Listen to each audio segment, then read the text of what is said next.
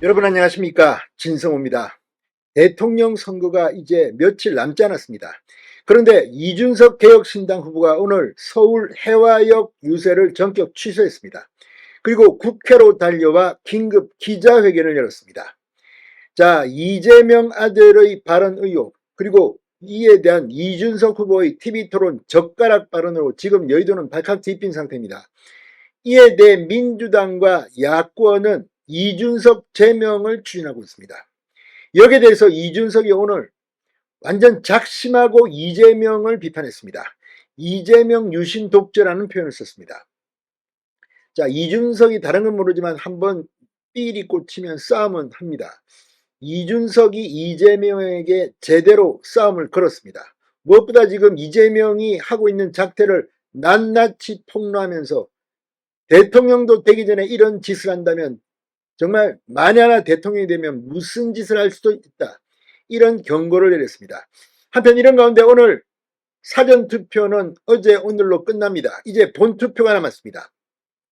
이런 가운데 국민의힘은 마지막까지 단일화의 분위기를 완전히 없애고 싶지는 않은가 봅니다. 오늘 국민의힘 김문수 후보와 개혁신당 이준석 후보 간의 단일화와 관련된 해프닝이 좀 있었습니다.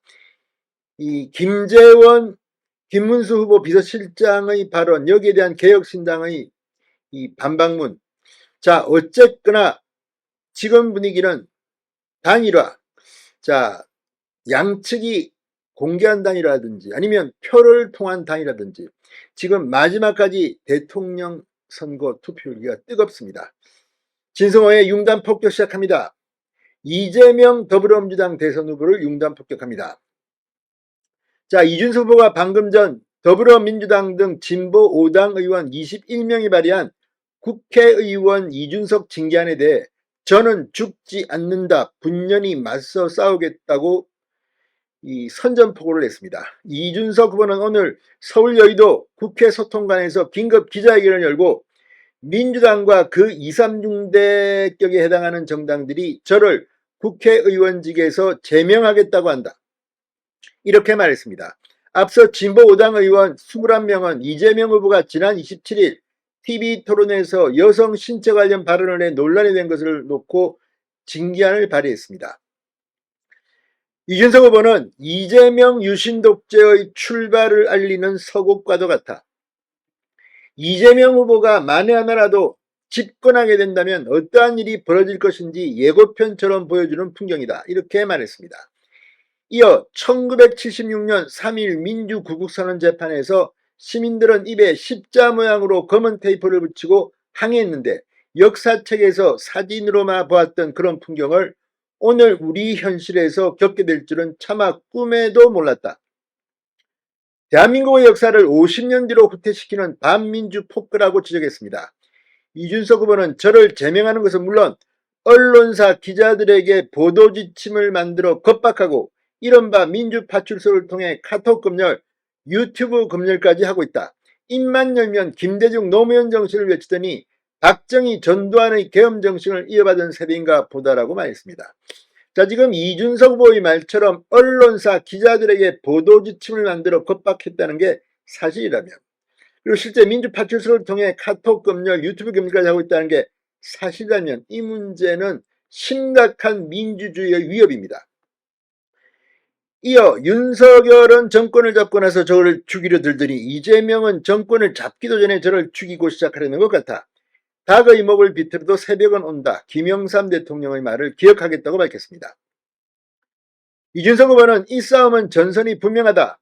이재명 같은 독재자, 유시민 같은 궤변론자, 김어준 같은 음모론자와의 싸움이고 그들을 교주처럼 떠받들면서 우리 사회의 자유와 민주, 과학과 합리의 공기를 질식시켜왔던 세대에 맞선 총력전이라고 말했습니다. 이준석 후보는 상대의 인권을 짓밟는 일은 예사로 알고 약자를 비하하고 조롱하고 계층과 세대로 대한민국을 갈라놓고도 그런 세상을 만들어 놓고도 문제의 해결을 촉구하는 정치인을 오히려 갈라치기라고 몰아세우는 책임전가 세력과의 전면전이라고 지적했습니다. 이어 내 자식 제일주의 세력, 음침한 골방에서 여성을 성희롱하고 폭행하는 범죄 행위는 가장 많은 정당, 수시로 노인비하도 서슴지 않았던 사람들에 대한 전 국민적 심판이라고 강조했습니다. 내 자식 제일주의, 이재명 들으라는 소리였습니다. 이 후보는 우리 권리, 유일주의 세력, 젊은 세대가 아주 작은 실수라도 하면 싸가지 없다, 경우를 모른다, 기어오른다고 집단 린치를 가하는 우리 세대 패권주의 세력, 이러한 위선의 역사에 종지부를 찍어야 한다고도 말했습니다.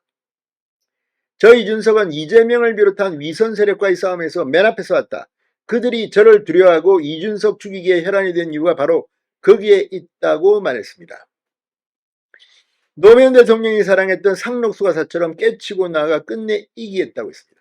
자, 아무튼 이준석이 이재명과 단단히 전쟁을 선포했습니다. 가만히 있지 않겠다는 겁니다. 이렇게 되면 이재명도 치명상을 입을 겁니다.